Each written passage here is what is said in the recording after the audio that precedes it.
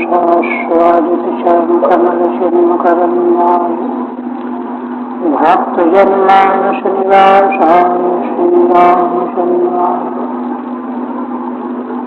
नागेशाय लक्ष्मीर्यस्य च रक्षसि यस्यास्तु हृदये संविद्धं सिंहमहं भजे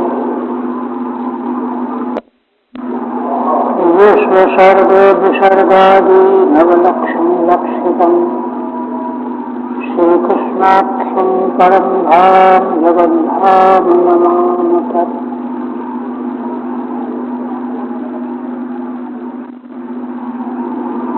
परम आदरणीय यति वृंद भक्त वृंदोभिषेक श्रीमद्भागवत के एकादश स्कंध के 23वें अध्याय के आरंभ में भगवान पूर्व में जो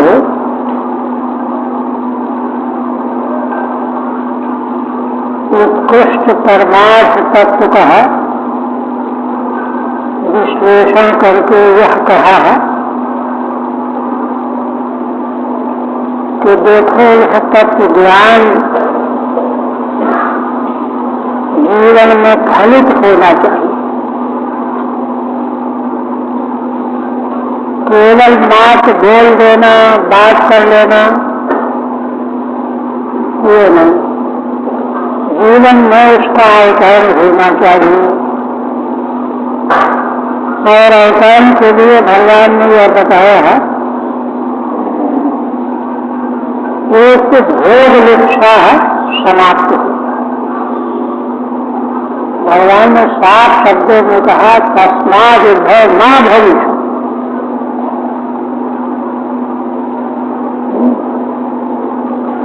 विषयों का राग पूरी तरह से निवृत्त होना चाहिए। और दूसरा प्रारब्धानुसार दूसरे प्राणियों के द्वारा जो भी व्यवहार किया जा रहा हो उसको पूरी तरह से सहन कर लेना, किसी प्रकार की प्रतिक्रिया नहीं व्यक्त करना। ये दो चीजें जो हैं तत्व ज्ञान की प्राप्ति का परम निदर्शन है। भगवान ने बाकायदे उल्लेख करते हुए कोई तिरस्कार करे, गाली बके, उपेक्षा करे, थूक दे, पीट दे, गाली दे दे, किंतु कुछ नहीं ऐसा कहा। इसको सुन करके उद्धव जी अब भगवान का उपदेश तो अन्यथा संभव नहीं है, किंतु उनको बड़ी चिंता हुई कि यह कैसे होगा। विषयों का त्याग कर देना तो आसान है, किंतु दूसरों के दुर्व्यवहार से जन्य जो क्लेश होता है उसकी प्रतीति न होना, ये तभी तो बनेगा। उसमें क्षुब्ध नहीं होने की बात तो तभी आएगी। तो उद्धव जी सारे संसार का अवलोकन करने वाले हैं, कहने लगे कि भगवान यह जो आप कह रहे हैं इस विषय में तो बड़े बड़े विद्वान फेल हो रहे हैं। अरे तिरस्कार और अपमान तो जाने दीजिए, उनके प्रति आदर में कमी आ जाए तो आप बबूला हो जाए। ये समस्या है। इसलिए आप इस बात को मुझे ऐसे बताइए जैसे मेरे भीतर आ जाए, अवतरित हो जाए। इस प्रश्न के उत्तर में 23वें अध्याय का आरंभ है। 4 अध्याय है। पहले उपक्रम की चर्चा हो चुकी है। भगवान सुखदेव जी ने प्रथम श्लोक में कहा, देखिए, एक तो सिद्धांत का निरूपण करने वाला शास्त्र होता है, क्रमबद्ध करके प्रथम अध्याय, प्रथम पाठ, द्वितीय पाठ, दूसरा अध्याय तत्व विज्ञान के सिद्धांतों का उल्लेख कर दिया जाता है। और दूसरा संवाद शैली का शास्त्र है, तो यह शास्त्र संवाद शैली का है। और उसमें भी सबसे बड़ी महिमा इसकी ये है, माने इस प्रकार का उत्कृष्ट प्रतिपादन कहीं अन्य शास्त्रों में नहीं मिलेगा। उसका कारण क्या है? उसका कारण है, देखिए, सनातन वैदिक परंपरा का यह सिद्धांत है कि साध्य साधन का ज्ञान वेद कहते दूसरा कोई उपाय नहीं है जानने का। प्रत्यक्षानुमित्यापा यस्तु पायो न बुध्यते एवं वेदन्ति वेदेन तस्मात् वेदस्य वेदता। वेद के भाष्य में शाणाचार्य का वचन है। वेद की वेदता माने अपूर्वता यही है कि अन्य किसी भी प्रमाण के द्वारा, किसी भी उपाय के द्वारा जीवन का साध्य है और उसको पाने का उपाय क्या है, ये नहीं जाना जा सकता। और वेद भगवान की ही वाणी है। तो जिन भगवान की वाणी वेद के द्वारा साध्य साधन का ज्ञान प्राप्त होता है, वे ही भगवान अत्यंत कारुणिक होकर के उद्धव जी के प्रेम से, है ना, आर्द्र होकर के स्वयं उपदेश कर रहे हैं। तो प्रेम पूर्ण जो उपदेश होता है, देखिए, उसके प्रति संवाद शैली के शास्त्र की यही सबसे बड़ी महिमा और विशेषता है कि वहां उत्तर देने वाले के अंतःकरण में कितना सौहार्द है, कितना प्रेम है, कितनी व्यग्रता है कि इसको यह बात आ जाए, मालूम पड़ जाए। गुरु लोग ऐसे ही तो होते हैं, किंतु शिष्य को कैसा होना चाहिए, वह भी उसी कोटि का श्रद्धालु होना चाहिए, आस्थावान होना चाहिए। यहाँ उद्धव जी उसी कोटि के शिष्य, आस्थावान थे। इसलिए भगवान के इस उपदेश की जो विशेषता है, महिमा है, अन्यत्र कहीं भी नहीं है। इसीलिए भगवान सुखदेव जी क्या कहते हैं? कहते हैं कि भागवत भगवान के प्रेमी भक्तों में मुख्य उद्धव जी के द्वारा जब यह प्रार्थना की गई तो दासाढ़ वंश है, वृष्णि वंश, उनमें मुख्य भगवान श्री कृष्ण, है ना। भक्त वचः सभाजयन, अपने सेवक उद्धव जी के वचनों का आदर करते हुए, ये नहीं कह रहे हल्का फुल्का क्या पूछ रहे हो, क्या क्या प्रश्न कर रहे हो। सभाजन, क्योंकि ये समस्या साधना के मार्ग में सभी की है, सबके कल्याण की वस्तु है यह। इसलिए भक्त वचः सभाजयन, श्रवणीय वीर्य, जिन भगवान के लीला चरित्र श्रवण करने योग्य हैं, सारी दुनिया को ताक में रख करके जिन भगवान के लीला कृत्य ही श्रवण करने योग्य हैं, वे भगवान बोले, उत्तर देने लगे। यहाँ तक हुआ था। आप श्री भगवान हुआ, भगवान क्या कहते हैं? गार्हस्पत्य सवै नात्रो साधुर्वै दुर्जनेरितैः दुरुक्तैर्भिन्नमात्मानं यः समाधातुमीश्वरः। श्री भगवान कहते हैं,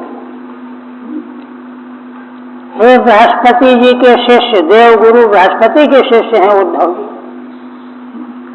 इसलिए जो पीछे प्रश्न किया गया है किसी ऐसे वैसे का प्रश्न नहीं है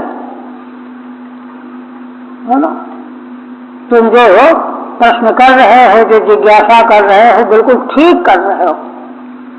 सवै नात्र साधुर्वै दुर्जनेरितैः, ऐसा साधु संसार में जल्दी मिलता नहीं है, दिखाई नहीं देता। कैसा है ना? यह दुर्जनेरितैः दुरुक्तैः भिन्नम आत्मानं समाधातुम ईश्वरः स्यात्। जो दुष्टों के द्वारा, दुर्जनों के द्वारा दुरुक्तिपूर्ण कटु वचन, तिरस्कार पूर्ण वचन, जिनको सुन करके चित्त फट जाता है, भिन्न हो जाता है, उसका समाधान करने में समर्थ हो, ऐसा साधु दिखता नहीं। एकांत में कहीं हो तो हो, ये कह रहे हैं। हमने गंगा के तट पर एक संत की महिमा सुनाई थी ना, कि दीक्षा लेने की 4 बार गए, वो गाली दे रहा था, वो 4 सप्ताह में अंत में जो है वो चरणों में गिर पड़े। तो देखिए, ऐसे संत हो, उसका उद्धार ही कर दिया उन्होंने। ठीक है। तत् तावत् अंगीकारतः तद वचः संपूजित द्वाभ्याम। श्रीधर स्वामी कहते हैं कि भगवान उद्धव जी के प्रश्न को अंगीकार करके, अंगीकार करना यही जो है उनके प्रश्न का आदर करना है। इतने महत्वपूर्ण प्रश्न को नासमझ व्यक्ति ऐरा गहरा बता दे, अरे क्या तुम 2 कौड़ी की बात पूछ रहे हो, ऐसा कहते तो मूर्खता मानी जाएगी। किंतु भगवान जो है उनके वाक्य का पूजन कर रहे हैं। संपूजित द्वाभ्याम, हे बृहस्पति, बृहस्पति शिष्य, बृहस्पति जी के शिष्य उद्धव जी, अत्र लोके सा साधु नास्ति, इस संसार में वह साधु नहीं दिखाई देता। यो दुर्जनोक्तैर्भिन्नं क्षुभितं मनः शमयितुम् ईश्वरः स्यात्। जो दुर्जनों की उक्ति से भिन्न हुए, माने क्षुभित हुए, मन के टुकड़े कर दिया कटुक्तियों के द्वारा, उस मन को शमयितुम् ईश्वरः स्यात्, शमन करने में, शांत करने में समर्थ हो, ऐसा साध जल्दी दिखाई नहीं देता। इसी को और कहते हैं, ना तथा तप्यते विद्धा पुमान् बाणैषु मर्मगैः, यथा तुदन्ति मर्मस्था ह्यसतां परुषे सवः। देखिए, भगवान कहते हैं कि मनुष्य है ना, सुमर्मगैः बाणैः तथा विद्धा तथा न तप्यते। मनुष्य मर्म को फाड़ देने वाले जो बाण हैं, शस्त्र हैं, कलेजा कट गया है ना, पैर फट गया, कट गया, ऐसे बाणों से भी मनुष्य उतना संतप्त नहीं होता, दुख तो मिलता है जैसा संतप्त होता है। यथा तुदन्ति मर्मस्था ह्यसतां परुषे सवः। जिस प्रकार से मर्म को घायल कर देने वाले असताम परुषे सवः, है ना, दुष्ट असत खल लोगों के कटुतापूर्ण बाण रूपी, वाक्य रूपी बाण, यीशु माने बाण होता है, परुषे सवः, कटुक्ति रूपी बाण जैसे मर्म को बेध देते हैं, और जैसी पीड़ा होती है ऐसी पीड़ा भयंकर बाणों के द्वारा भी नहीं होती। टीका कुचित्यताः, पीछे वाली बात को कैसे आप कह रहे हैं भगवान? तो कहते समझो बात को, अंतर समझ लो, क्या अंतर है। नेति यथा मर्मस्थाः मर्मसु एव नित्यम स्थिताः, माने ऐसे कटुक्तियां जो केवल मर्म को छू लेने वाली हैं, भीतर प्रवेश कर जाती हैं, नित्य स्थित है, भूलती नहीं। फिर नित्य स्थिता का मतलब भूलती नहीं। कौन? परशोक्ति रूपा ईशवा, कठोर उक्ति रूपी बाण, तुदंती व्यथयंती, जैसी व्यथा पहुंचाते हैं, तथा इतरे बाण न तुदंती, वैसे दूसरे बाण क्लेश नहीं पहुंचाते हैं। अतः कैस तथा न तप्यते इत्यर्थः, इसलिए बाहर के वास्तविक बाणों से व्यक्ति उस प्रकार से संतप्त नहीं होता है। ये बात बिल्कुल यथार्थ है। देखिए, असल बात यह है कि जिस संसार की समीक्षा, विश्व प्रपंच की समीक्षा जिस प्रकार से की गई है शास्त्रों में, उसको सुन तो लिया गया है, लेकिन उसका अवतरण नहीं हुआ है, इसीलिए सहन नहीं होता है। किंतु सहन शक्ति आए बिना तत्व दर्शन की उपस्थिति असंभव है। तत्वबोध का परिणाम या होना ही चाहिए। कैसे हो, भगवान तो अनिवार्यता बता चुके हैं। कैसे हो तो उसको उसकी शिक्षा देने के लिए, समाधान करने के लिए भगवान मन पर विजय कराने वाला भिक्षु गीत प्रस्तुत करने जा रहे हैं। क्या कहते हैं? कथयन्ति महत्पुण्यम इतिहासम इहोद्भव तमहं वर्णयिष्यामि निबोध सुसमाहितः। श्री भगवान कहते हैं कि देखो हे उद्धव जी, इस संबंध में महत् अपुण्यम, देखिए दो विशेषण, माने महत् इतिहास और पूर्ण इतिहास। इतिहास माने घटनाक्रम। इस संबंध में ज्ञानी लोग, मर्मज्ञ लोग कहा करते हैं तमहं वर्णयिष्यामि, और उस कथानक इतिहास को मैं तुम्हारे समक्ष वर्णन करूंगा। निबोध सुसमाहितः, लेकिन देखो उसको तुम ऊपरी मन से सुनना नहीं, सुसमाहितः निबोध, अच्छी प्रकार से मन को समाहित करके सुनो,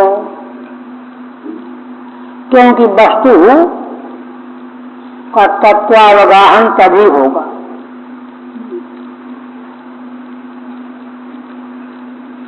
तथापि मया दक्षिणाय उपायैः सर्वं शोधुं शक्यम।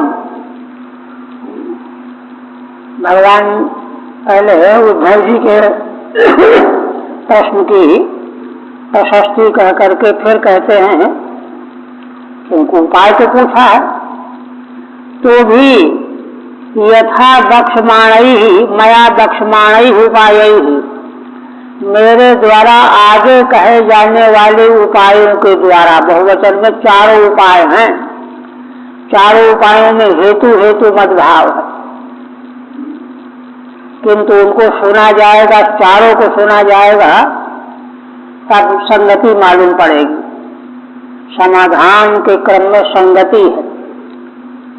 सर्वं शोधुं शक्यम, सब कुछ सहन किया जा सकता है। इत्यभिप्राय इतिहासम प्रस्तौति, भगवान इसी अभिप्राय को लेकर के इतिहास प्रस्तुत कर रहे हैं। है ना। वह इतिहास कैसा है, महद्यथा भवति तथा पुण्यम इतिहासम गाथाम कथयन्ति। वह बड़ा महान इतिहास है। देखिए, महान इतिहास किसको कहते हैं? जो घटना बिरली हो, है ना। माने मनवंतर में कभी जो घटना घटे, विलक्षण घटना, तो यह घटना एक प्रकार से भगवान की प्रेरणा से ही घटित हुई, इसलिए महत्व हो गया। पुण्य क्यों है, पवित्र क्यों है? पवित्र इसलिए है कि इस इतिहास को सुन करके प्रत्येक व्यक्ति के हृदय में एक क्षण के लिए एक साहस आ जाता है कि हाँ, होना तो ऐसा ही चाहिए। भले जो है उसमें फिर गड़बड़ आ जाता है, लेकिन साहस आ जाता है। तो जो पवित्र वस्तु होगी वही तो एक प्रकार का उत्साह वर्धन करती है। इसलिए पुण्यम इतिहासम गाथाम कथयन्ति। क्या है इतिहास? यह तो भगवान कहते केनचित् भिक्षुणा गीतम परिभूतेन दुर्जनैः स्मरताधृतियुक्तेन विपाकम निज कर्मणा। भगवान कहते हैं वह इतिहास किसी भिक्षु के द्वारा गाया गया एक जो है महान उपदेश है। कब गाया गया भिक्षु के द्वारा? कहते हैं दुर्जनैः परिभूतेन। वे भिक्षु महाराज दुर्जनों के द्वारा जब बड़े सताए जा रहे थे, उनको पीड़ा पहुंचाई जा रही थी, पीछे पड़े थे दुर्जन, आगे सब वर्णन आएगा। हाँ, तो बार बार जो है उनका तिरस्कार, अपमान, क्लेश मिल रहा था। तो स्मरताधृतियुक्तेन विपाकम निज कर्मणा। तो कहते हैं कि उस समय उन्होंने क्या किया, देखिए, निज कर्मणाम विपाकम धृतियुक्तेन स्मरता। धैर्य धारण करके उन भिक्षु महाराज ने उस सारे प्रतिक्रिया को व्यवहार को अपने ही कर्मों का परिपाक समझा। ये तो मेरे ही कर्मों का फल है। देखिए, वैदिक परंपरा के 4 सिद्धांत मूलभूत हैं। एक तो चैतन्य कारणवाद और धर्म सदाचार, धर्म व्यवस्था, और तीसरा कर्म विपाक प्रक्रिया का सिद्धांत है ना। इन सिद्धांतों को आज तक कोई भी अन्यथा नहीं कर सका, न कभी कर सकेगा। और चौथा है सर्वात्म भाव, आत्मैवेदम सर्वम ब्रह्मैवेदम सर्वम। इन चारों को सतर्कता से व्यक्ति स्मरण किए रहे तो विचलित न हो। तो भिक्षु महाराज ने, है ना, कर्मवाद प्रक्रिया जो है ना, वैदिक दर्शन का आकाश सिद्धांत है कि कांटा चुभने से भी जो दुख मिलता है वह भी कर्म का विपाक है, परिणाम है। और पुष्प की सुगंधि से जो आनंद आता है, सुख मिलता है, वह भी किसी पुण्य कर्म का परिणाम। ये ऐसी स्थिति में जिन किन्हीं दूसरों के द्वारा क्लेश पहुंचाया जा रहा है ना, तिरस्कार हो रहा है, ताड़ना हो रही है, वह तो निश्चित रूप से किए हुए कर्मों का विपाक रूप फल ही है। तीनों प्रकार, आध्यात्मिक, आधिदैविक, आधिभौतिक। ये आधिभौतिक हो, दूसरे प्राणियों के द्वारा दुख दिया जा रहा। आध्यात्मिक क्या हो गया? ज्वर आ गया, सर्दी लग गई। आधिदैविक, जहां सोए हुए तो आग लग गई। ये कर्मवाद प्रक्रिया के सिद्धांत का स्मरण किया उन भिक्षु महाराज ने। अब बस मस्त हो गए, गदगद हो गए, कुछ भी होने दो फिर। और उन्होंने वह गीत गाया आगे।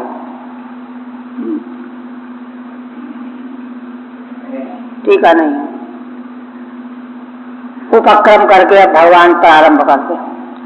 अवंति सुद्विज कश्चित आसीद आढ़तम श्रिया वार्तावृत्ति कदर्यस्तु कामी लुब्धूति कोपना।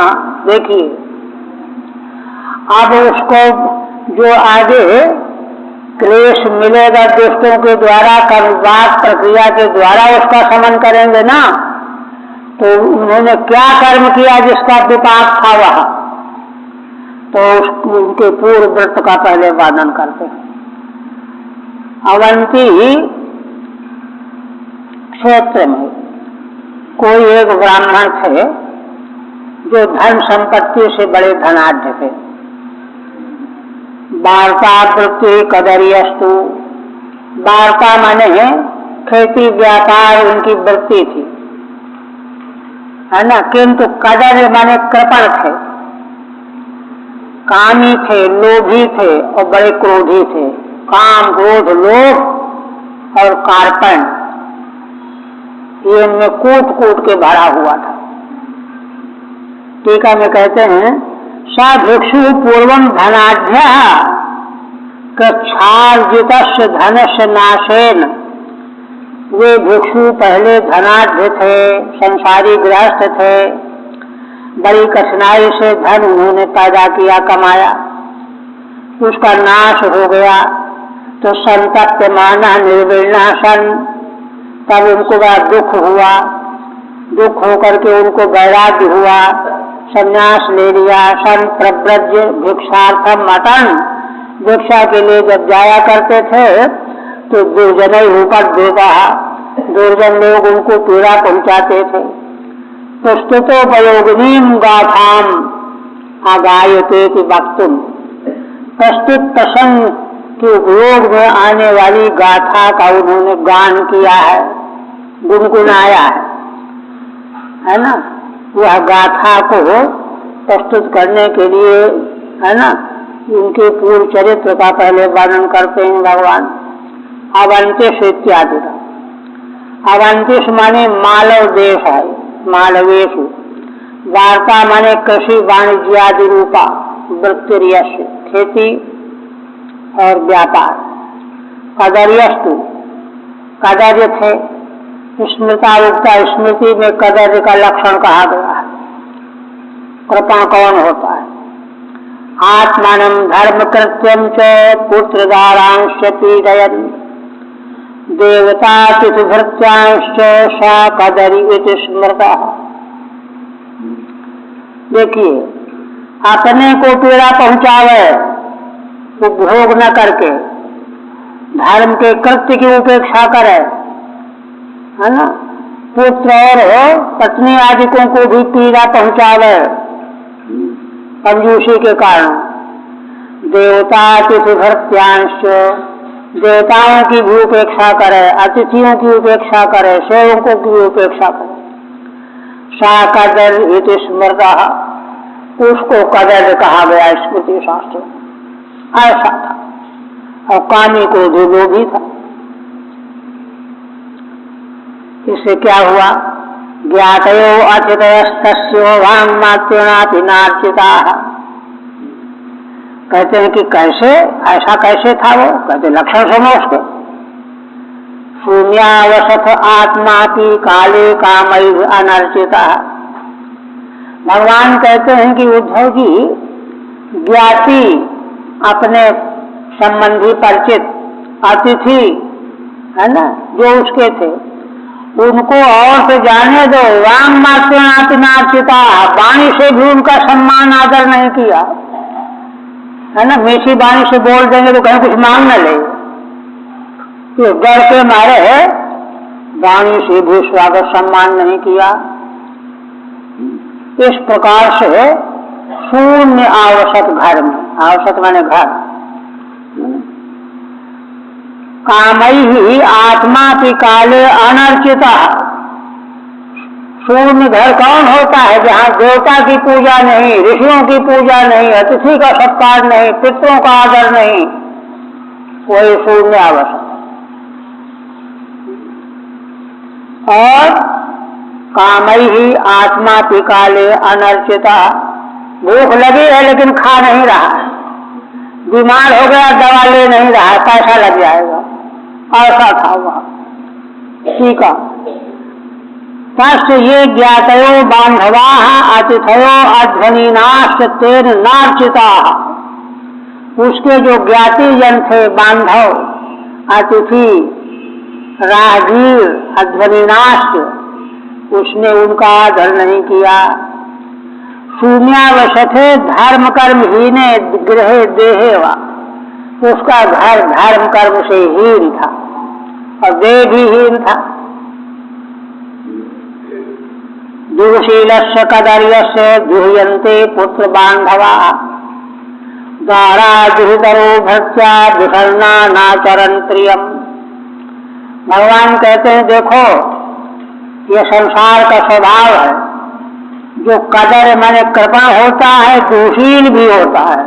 दो विशेषण आ गए, माने कृपा हो लेकिन दुशील न हो तो भी लोग वाणी से तो प्रेम कर ही लेते हैं, है ना। वो तो हो दुशील भी था।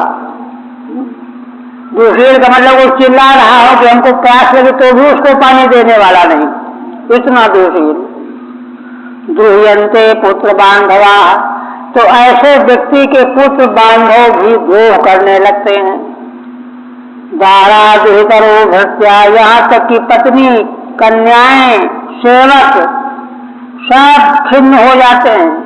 नाचरण प्रियम, और उसको उसके लिए प्रियाचरण करना बंद कर दिया। ये तो पत्थर है, क्या इसके लिए किया जाए, ऐसा समझ। तस्सैवं यक्ष वित्तस्य च्युतस्युभयलोकतः धर्म काम विहीनस्य चुक्रुधो पंचभागिनः। भगवान कहते हैं कि देखो वह यक्ष वित्त बना हुआ था। तस् यक्ष वित्तस्य माने धरोहर के रूप में धन की रखवाली यक्ष किया करते हैं, किसी को भोग में नहीं आता।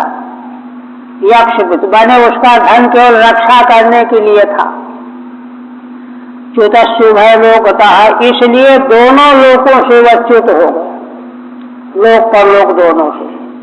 क्यों? धर्म काम विहीनस्य चुक्रुधो पंचभागिना, है ना, उसमें न धर्म है और न भोग है, दोनों से विहीन था वह। इसलिए पंचभागिना, देखिए अर्जित धन के 5 भागीदार हैं, और ये देखिए सिद्धांत ऐसे हैं कि इनको कोई इधर से उधर कभी नहीं कर सकता।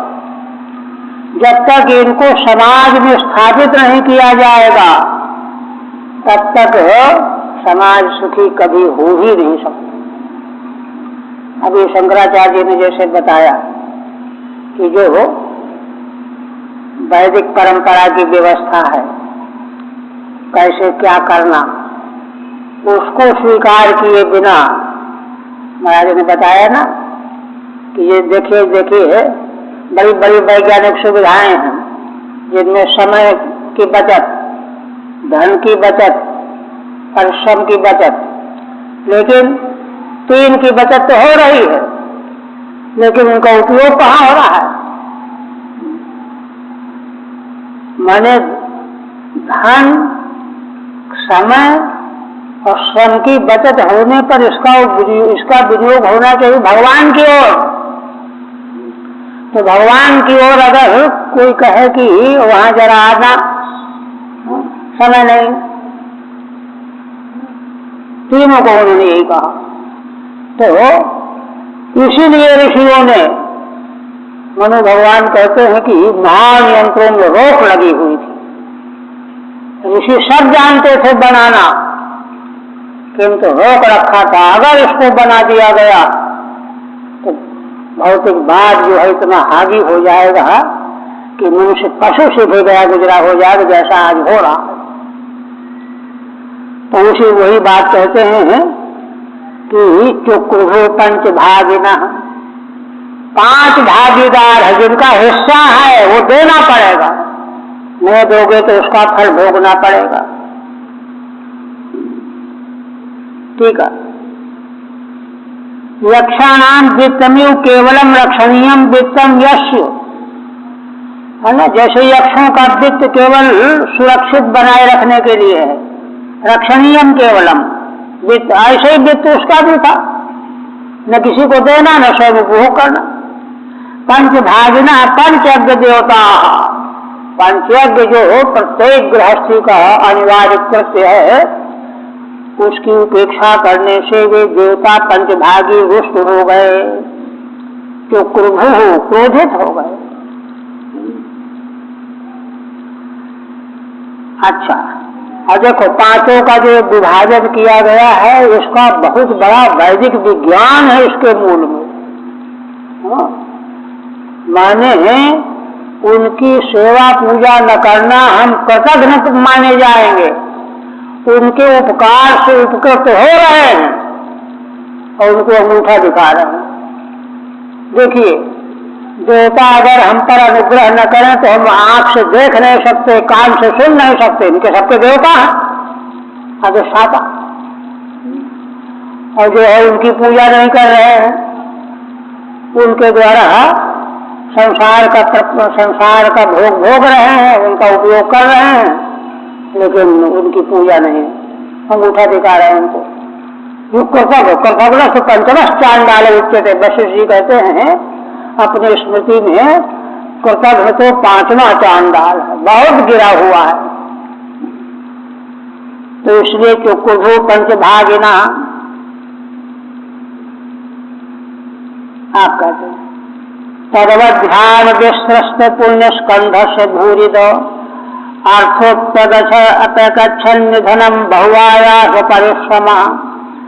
श्री भगवान कहते हैं कि इस तरह से तेषाम अवध्यानेन, उन 5 भागीदार के क्रुद्ध हो जाने पर, उनका तिरस्कार हो जाने पर, विश्रस्त पुण्य स्कंधस्य, इस ब्राह्मण का पुण्य की जो शाखा थी, देखिए उसको जो धन मिला था, उपकरण मिला हुआ था, पुण्य के प्रभाव से तो मिलेगा, वो तो पक्का है, किंतु वह शाखा जो है जीर्ण हो गई, शिथिल हो गई, नष्ट हो गई।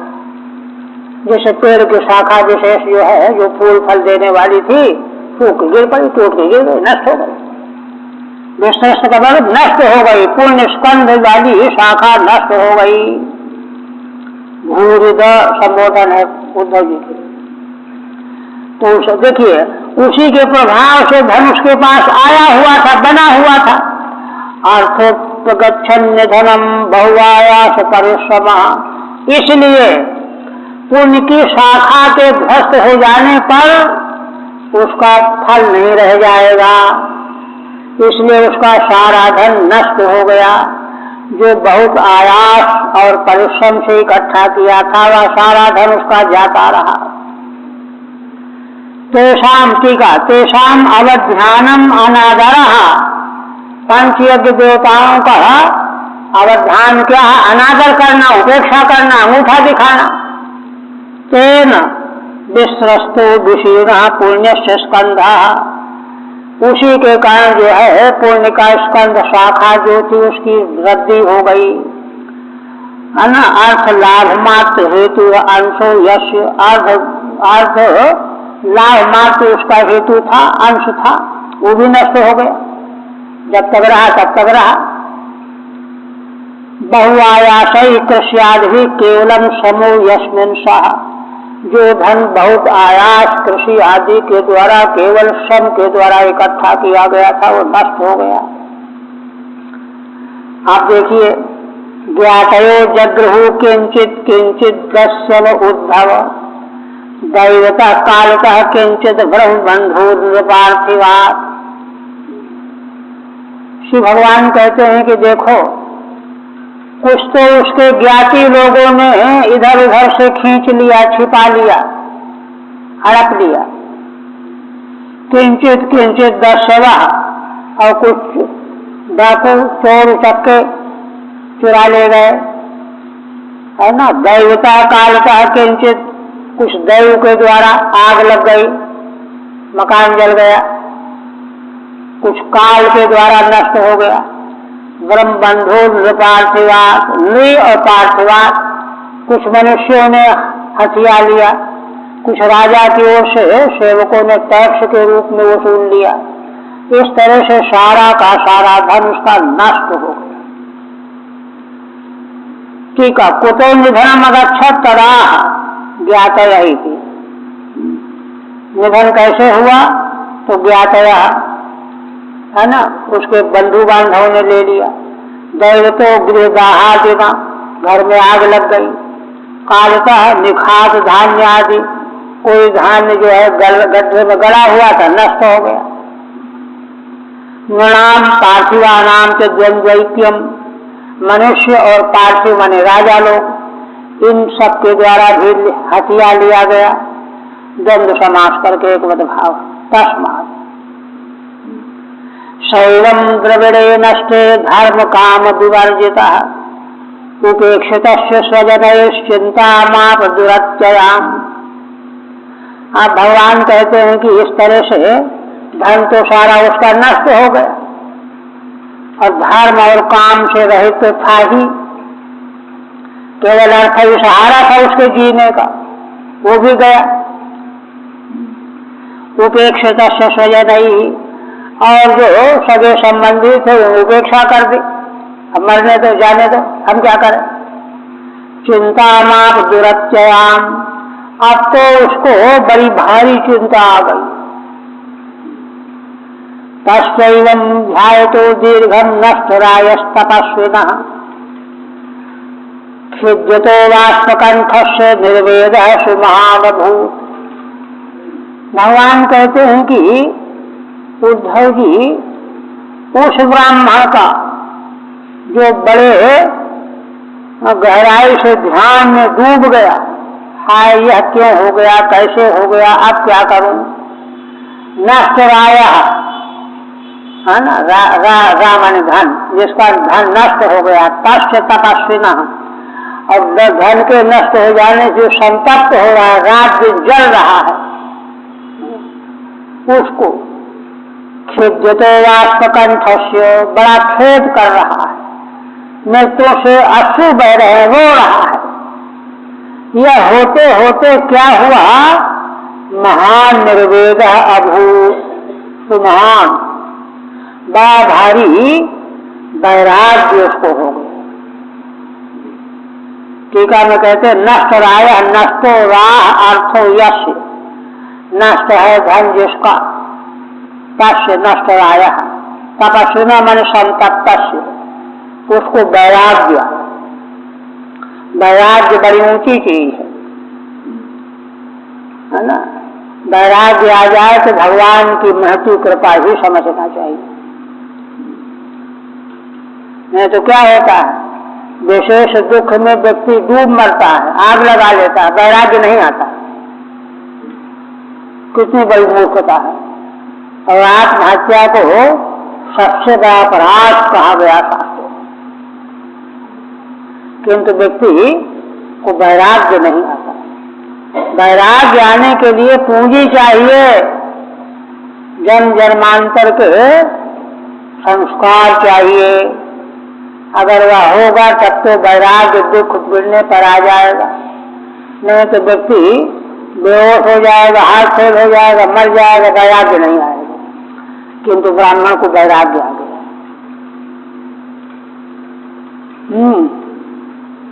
फिर कहते हैं सचाहेद महो कष्टम वृथात्मा में नुतापिता न धर्माय न कामाय यस्यार्थायास ईदृशः। वैराग्य आ गया, उसका लक्षण क्या है, वह कहने लगा ब्राह्मण सच इदम इदम पक्षमाणम, उसके उद्गार ये निकलने पड़े।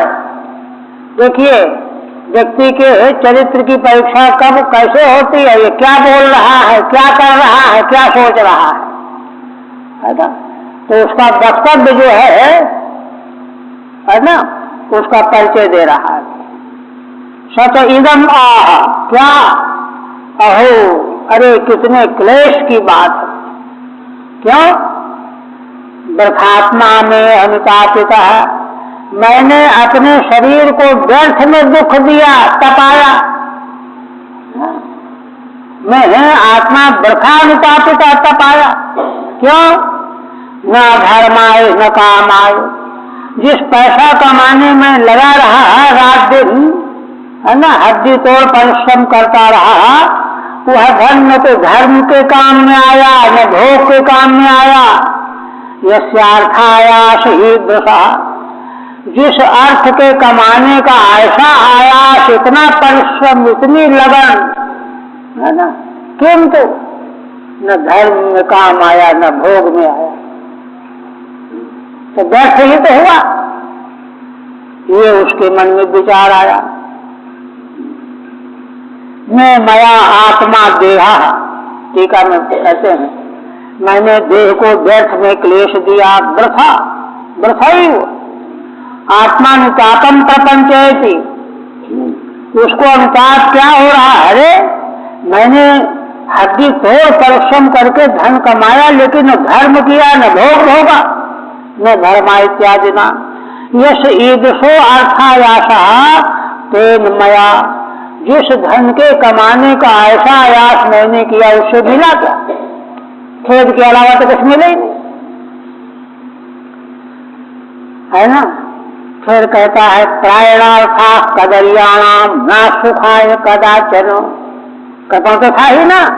तो कह रहा है जो कदर्य होते हैं मनुष्य, प्राय करके यही देखा गया है कि उनके धन जो है सुख देने वाले कभी नहीं होते।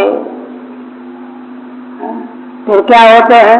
इच्छात्मोपतापाय मृतश्च नरकाय च, इस जीवन में उपताप देने वाले होंगे, कंजूस का धन, कृपण का धन, और मरने के बाद नरक ले जाने वाले।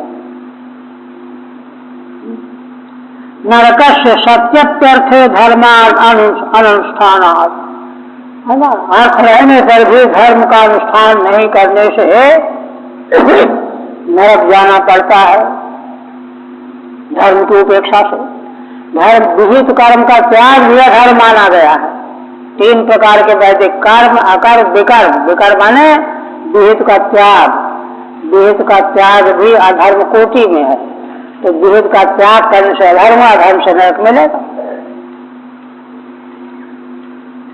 यशो यशस्विनाम शुद्धम स्वाध्याये गुणनाम गुणा, लोभा स्वल्पोपितान हंति क्षेत्रो रूपमिवेक्षितम्। देखिए कृपणता का तो उसको परिणाम मालूम पड़ गया, ग्लानि हो रही है ना। और कहता है कि देखो लोभ जो है क्या कराता है। यशो यशस्विनाम शुद्धम श्लाघ्याये गुणनाम गुणा, है ना। कोई व्यक्ति बड़ा यशस्वी हो, बड़े श्लाघनीय गुण वाला हो, लेकिन अगर उसमें लोभ है, थोड़ा सा भी लोभ है, तो उसके भी यश और जो है श्लाघनीय गुण सब सत्यानाश हो जाए, है ना। क्यों? लोभ जो है वह उन गुणों का सत्यानाश करने वाला है। जैसे दृष्टांत दे रहा है, सूत्र रूप विवेक्षितम, जैसे सूत्र माने गलित कुष्ठ, कुष्ठ अगर हो जाए तो सारे मुझसे पानी चल गया, कोई नहीं पूछता। फिर इसी प्रकार से लोभ जो है ना, यशस्वियों का यश गुणों के गुण में सत्यानाश कर देता है, पानी फेर देता है। क्षेत्र माने श्वेत कुष्ठ, है ना। कहते हैं कि देखो आगे कह रहा है ग्लानि में, अर्थस्य साधने सिद्धे उत्कर्षे रक्षणे व्यये नाशोपभोग आयासश्चासश्चिंता भ्रमोन्नणाम। भगवान कहते हैं कि वह ब्राह्मण क्या कह रहा है कि देखो, धन को पहले सिद्ध करो, साधन करो, उपाय करो, मेहनत करो, और सिद्ध हो जाए तो उसको फिर बढ़ाओ, उसकी रक्षा की चिंता करो, व्यय में सतर्क करो, कहीं हम ज्यादा न खर्च कर डालें, नाश होने से सावधान रहो, उपभोग करने में, है ना, आयास ही आयास है, ये सब में आयास ही आयास है। और त्रास चिंता भ्रमो नाम, आयास, त्रास माने दुख, चिंता और भ्रम। मनुष्यों को धन कमाने में और कम जाने के बाद उसको बचाने, रक्षा करने आदि सब में यही सब उपद्रव लगा रहता है, और यह सब उपद्रव मनुष्यों को भ्रम में डाले रहता है। राम भ्रमा, एक के बाद एक भ्रम बढ़ता चला जाता है। अब ये देखो, अब ये देखो, अब ये करो, अब ये करो। ठीक है, सिद्धे तीर्थे तस्य उत्कर्षे, धन सिद्ध हो गया, मिल गया, उसका उत्कर्ष भाव बढ़े, संवर्धने, है ना। नाशो भोगोर द्वंद्वैक्यम, नाश और उपभोग द्वंद्व करके एक मदभाव है। नाशे माने उपभोगे चैत्यर्थ, नाश होने पर भ्रम चिंता, उपभोग करने पर चिंता। साधनोत्कर्षयो आयासः, साधने में उत्कर्ष में आयास, ततस्त्रास, उसे त्रास, थकावट, चिंता, है ना। क्या नाशे भ्रम इति, और नाश होने पर विभ्रम, हाय सब बह गया, हाय सब डूब गया, ये सब भी हो रहा है इसको।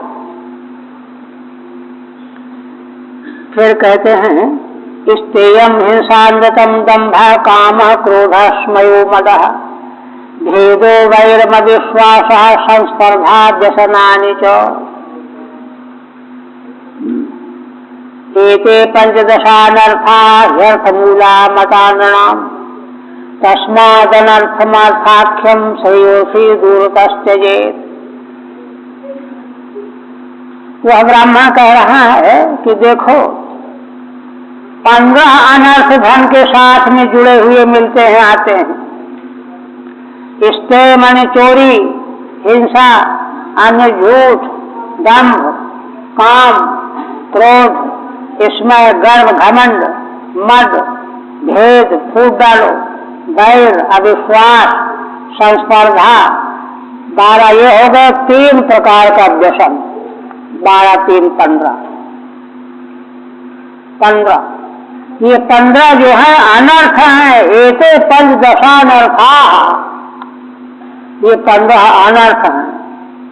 अर्थ मूला, ये अर्थ से पैदा होते हैं, अर्थ मूल वाले हैं मनुष्यों के लिए। तस्मान अनर्थम अर्थाख्यम, इसलिए जिसको अर्थ नाम से कहा जाता है यह है अनर्थ। श्रेयोर्थी दूरतस्त्यजेत, जो श्रेय चाहता है उसको दूर से त्याग देना चाहिए। ठीक है। किंच अर्थ प्राप्त्यर्था स्तेया दया, अर्थ प्राप्ति के देखे उपाय क्या है, चोरी करके ले आओ, है ना। 6 अनर्थ हैं, अर्थ की प्राप्ति के 6 और 9 जो है उसके बाद के, 9, 6, 15 हो जाएंगे। प्राप्ति के 6, प्राप्ते अर्थे स्मया दया व्यसनई सह 9, अर्थ के प्राप्त हो जाने में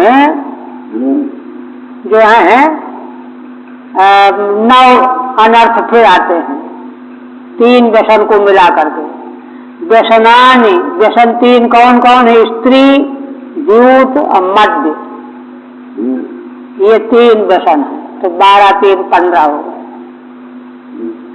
इसलिए श्रेय चाहने वाले को इनको दूर से त्याग देना चाहिए। फिर कहते हैं देखो, उसी को विश्लेषण करते हैं। भिद्यन्ते भ्रातरोदारा पितरः सुहृदस्तथा एका स्निग्धा काकिनिना सद्यः से सर्वे हरयः कृता।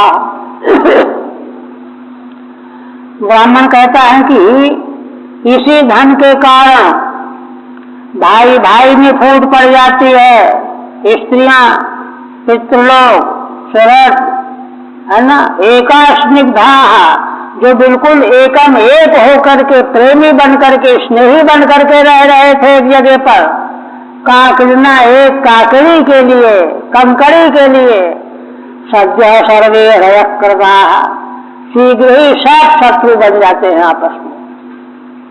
ये समस्या है। देखिए ठीक है, भेद वैर स्पर्धा, भेद वैर स्पर्धा, प्रपंचयत विद्याभ्याम, दो श्लोकों से कह रहे हैं। भेद्यन्ते स्नेहम त्यजन्ति, स्नेह उनका गायब हो गया, सूख गया। कथम होगा, एका स्निग्धा, है ना, एक प्राण आस्ते, जिनके प्राण एक जगह थे वे अलग हो गए। ते चते अस्निग्धा अति प्रियाश्चैत्यर्था, बड़े प्रेमी बने हुए थे। कुतः काकिना, कंकड़ी, पुंसमार्थम, पुल्लिंग आर्ष प्रयोग है। विंशत बराचिका काकिनी स्त्रीलिंग शब्द है, 20% की काकिनी कही जाती है। मैंने 98 समझ लो, कुछ समझ लो, वही काकिनी।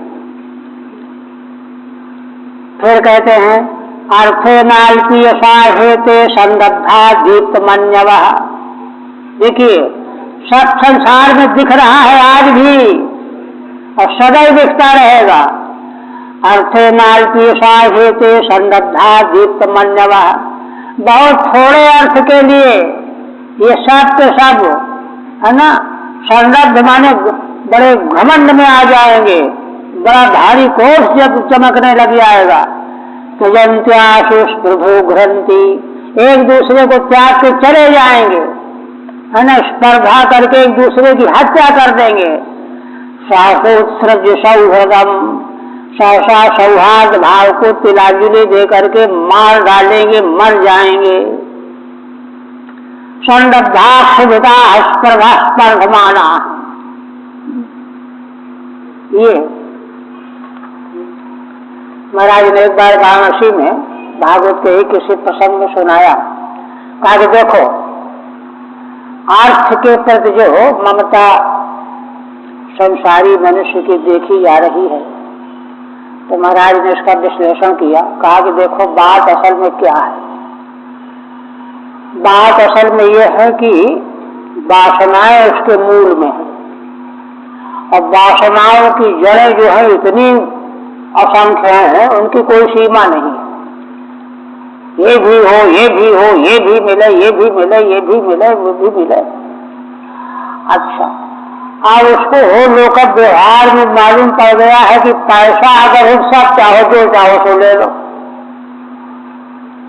जो चाहो सो ले लो, खरीद लो, आकर्षण कर लो। इसलिए उसका मूल जो है वासनाएं हैं। अगर वासनाएं न हो तो केवल रोटी कपड़ा चाहिए, और क्या चाहिए? किंतु नहीं, क्योंकि उनके द्वारा उसकी वासनाओं को तृप्ति प्राप्त होती है, इसलिए लोग उसके पीछे लग जाते हैं। ये महाराज ने बताया, वास्तविकता यही है। आप कहते हैं ये तो लोक की स्थिति का वर्णन किया, और ब्राह्मण देवता जो है वैराग्य से युक्त होकर के कहते हैं कि देखो तो लब्ध्वा जन्मामर प्रार्थ्यम मानुष्यम तद्विजाग्यताम तदनाद्यत ये स्वार्थम घ्नन्ति यान्ति शुभां गतिम। है ना, यह मनुष्य जीवन जिसको देवता लोग भी चाहते हैं कि हमको मनुष्य बना दिया जाए, ऐसा जन्म पा करके भी, और उसमें भी तद्विजाग्यताम, द्विजों में अग्रह माने ब्राह्मण बन गया।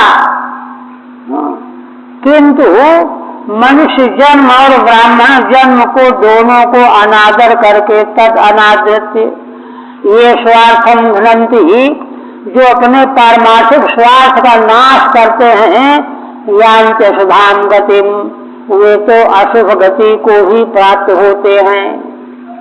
तो मैंने भी यही किया है कि तावदर्थ निष्ठानाम एते अनर्था। टीका में कहते हैं कि इस संसार में अर्थनिष्ठ जो मनुष्य हैं उनके ये अनर्थ देखे गए, बताए गए। परलोके पे अनर्थाए, परलोक में भी अनर्थ ही हैं। तेषा नित्या, कैसे? लब्धेत त्रिभी, 3 श्लोकों से। मनुष्यम जन्म, मनुष्य का जन्म, तत्रापि द्विजाग्रताम ब्राह्मण्यम, ब्राह्मण जन्म मिल गया। स्वार्थम घ्नन्ति आत्महितम न कुर्वन्ति, स्वार्थ का नाश कर रहे हैं, आत्महित नहीं कर रहे हैं। ये ते यान्ति, वे है ना सत्यानाश को, अशुभ गति को प्राप्त होते हैं। स्वर्गापवर्गोर्द्वारम प्राप्त लोक निमम पुमान, द्रवणे को नुसज्जेत मृत्यु अनर्थ से धामनि। ब्राह्मण देवता कहते हैं कि देखो तो कितने खेद की बात है, ये मानव देह स्वर्ग और अपवर्ग मोक्ष दोनों का दरवाजा है। स्वर्गापवर्ग द्वारम प्राप्त इमं लोकम मनुष्यम, मनुष्य, किंतु द्रविड़े को नुसज्जेत, ऐसा मूल्यवान जीवन पा करके कौन ऐसा बेवकूफ होगा जो धन में आसक्त हो जाएगा। मृत्यु अनर्थ से धामनि, जो धन अनर्थ का ही धाम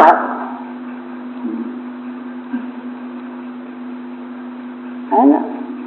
अमर प्रार्थताम दर्शन, देवताओं के लिए भी प्रार्थनीय है यह मानव देह। स्वर्गेति लोकम देहम अनुसज्जेत आसक्तिम कुर्यात्, देवर्षि पितृभूतानि ज्ञातिर् बन्धुश्च भागिनः, आसं विभज्य चात्मानं यक्ष वित्तः पतत्यधा। ब्राह्मण देवता कहते हैं कि देवता, ऋषि, पितृ, 3 ये संसार के प्राणी, भूतानि, ज्ञाति, बंधु बांधव, ये धन के भागीदार हैं, इनका हिस्सा है। इनको विभाजन किए बिना और अपने खर्च में भी लाना चाहिए। चात्मानम यक्ष वित्त पतद्यधा, जो केवल यक्ष वित्त बन करके रह जाता है, यक्ष की तरफ से केवल रक्षा करता रहता है, उसका आधा पतन होता है। ऋषयो मनुष्य यज्ञ ब्रह्म यज्ञ योर देवता, मनुष्य यज्ञ ब्रह्म यज्ञ के देवता ऋषि, और देव पितृ भूतानि इतरेषु ज्ञात, इतरेषु देवता पितृ प्राणी दूसरे यज्ञों के देवता हैं। ज्ञातयः सगोत्राः, सगोत्रों को ज्ञाति कहते हैं। बंधवः विवाहादिना संबद्धा, विवाह जैसे जिनका संबंध बना है। तान, इनको इनका ध्यान रखना ही चाहिए। अन्यांश भागिनो भागारहान, दूसरे जिनके भाग के योग्य जिनको कहा गया है। आत्मानं च असंविभज्य अन्नादि आशांतर्प्यो, अन्नादि के द्वारा इनको तर्पण तृप्त किए बिना वह तो आधा पतन को प्राप्त करता है। व्यर्थार्थाय वित्तम प्रमत्तस्य भयो बलम, कुशलायेन सिद्ध्यन्ति जरथा किन्नु साधये। अब विचार कर रहे हैं ब्राह्मण देवता कि देखो तो व्यर्थ इस अर्थ की यहाँ धन कमाने की चेष्टा जो व्यर्थ है ना, उसी में जो प्रमत्त बना हुआ है उसकी वैमान्य अवस्था और बल क्षीण हो जाता है, नष्ट हो जाता है। व्यर्थ के वस्तु धन के इकट्ठा करना। कुशलायेन सिद्ध्यन्ति, किंतु कुशल मनुष्य जिसके द्वारा कौशल्य सिद्ध करते हैं। अब मान लो मैं उसको सिद्ध करना चाहूँ, जरथा की निषाद है, तो मैं तो बिल्कुल मानासन हो रहा हूँ, 80 की अवस्था हो गई है, मैं क्या सिद्ध कर पाऊंगा? खिन्न हो रहा। कि मैं मुझको समझ तो आ गई है, लेकिन मैं कर क्या पाऊंगा, दर्द हो गया हूं। तीन निषाद है। एवं विमर्श अनुतप्त माना, ऐसा विमर्श करके संतप्त होकर के कह रहा है ब्राह्मण। व्यर्थार्था ही आया प्रमत्तस्य मम वित्तादि गतमिति शेषः। प्रमाद युक्त होकर के व्यर्थ की अर्थ के संग्रह की चेष्टा में मेरा जीवन चला गया। येन वित्तादिना कुशला विवेकिना सिद्ध्यन्ति मुच्यन्ते। जिस धन आदि के द्वारा विवेकी लोग धर्म का अनुष्ठान करके अपने को मोक्ष प्राप्त कर लेते हैं, अब मैं भला उसको क्या कर पाऊंगा, जड़ से जड़ हो वृद्ध हो गया हूं। इसके बाद कहते हैं कि देखो, कस्मात् संक्लिश्यते विद्वान व्यर्था व्यर्थयार्थे हयाशकृत कस्चित् मायानूनम लोकोयम सुविमोहितः। ब्राह्मण का ध्यान आ गया कि देखो, अर्थ के कमाने की चिंता में बड़े बड़े विद्वान भी लगे हुए हैं, तो उनको भी धिक्कारते हैं। क्यों? विद्वान हो करके भी, विवेक हो संपन्न हो करके भी व्यर्थ अर्थ की ईहा में निरंतर क्यों लगे रहते हैं? मेरी बात समझ में नहीं आती, ऐसी बेवकूफी क्यों करते हैं? किंतु लगता यह कश्चित् मायानूनम लोकोयम सुविमोहिता। लगता है कि यह संसार किन्हीं भगवान की माया के द्वारा विमोहित कर दिया गया है। इसीलिए तो बड़े बड़े विवेकी भी धन के पीछे पड़े रहते हैं। कि अन्य स्वसदृशम सोचती, अपने समान दूसरा कोई भी हो उसके लिए भी शोक करने लगा ब्राह्मण। कस्मात् एवं अनर्थम विद्वानपि संतुष्यते। ऐसे समर्थ को जानने वाला विद्वान भी क्यों कष्ट उठा रहा है? देखिए, ये तो बिल्कुल रास्ता ही बदलने लायक है ना? नहीं, विद्वान होकर के भी वही किया तो मूर्ख में कोई अंतर न रह गया। कारणम संभाव्यति, लगता है कि कोई ऐसा जबरदस्त कारण है, तभी तो वह क्या हो सकता है ना? किसी की विलक्षण माया के द्वारा संसार पागल बना दिया गया है ना? नशा दाग पिला दिया गया है। अच्छा, तो कोई कहे कि नहीं नहीं भाई, धन के चक्कर में जो पड़े हुए होते हैं उनको केवल क्लेश ही थोड़े मिलता है। उनको बढ़िया जो चाहते हैं खाते हैं, पीते हैं, भोगते हैं, भोग मिलता है। तो भोगों के लिए वो पैसा कमाने में लगे रहते हैं। कहते हैं कि अरे ये भी पागलपन की बात है। क्यों? किम धन दैर्वा किम, धन से क्या मिलना है? धन देने वालों से क्या मिल जाएगा? काम काम दैर्य, तो कामनाओं से, कामना देने वालों से भी क्या मिलेगा? मृत्युना दृश्यमानस्य करुभिर्भूत जन्मदयी। क्योंकि यह देह तो मृत्यु के द्वारा ग्रसित बना हुआ है, दृश्यमान है। इसलिए जो भी कर्म किए जाएंगे पैसा कमाने के लिए, भोग इकट्ठा करने के लिए, वे कर्म जन्म ही देने के कारण बनेंगे और बार बार मृत्यु को ही है ना अनुभव कराने वाले होंगे। इसलिए धन और कामना दोनों के पीछे पड़ना मूर्खता करना ही है।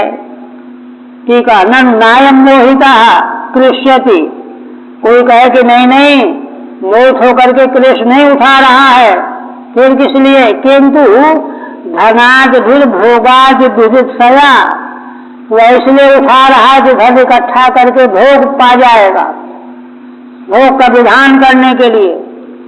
अतः कहते हैं कि ठीक है, धन और भोग दोनों के लिए मान लो लगा हुआ है, तो भी तो बेवकूफी ही कर रहा है ना? जिन कर्मों को करके यह इकट्ठा कर रहा है उसे बार बार मृत्युग्रस्त ही तो होना पड़ेगा। अरब खरब लय धन है, उदय अस्त लयराज, गोस्वामी जी के दोहावली है। जो तुलसी निज मरण है, कवने आवे काज। चाहे जितना अरब खरब की संपत्ति हो, उदय तक राज्य भी मिल गया हो, किंतु तो मरना तो पड़ेगा, तो किस काम आएगा, ये अभिप्राय है। इसके बाद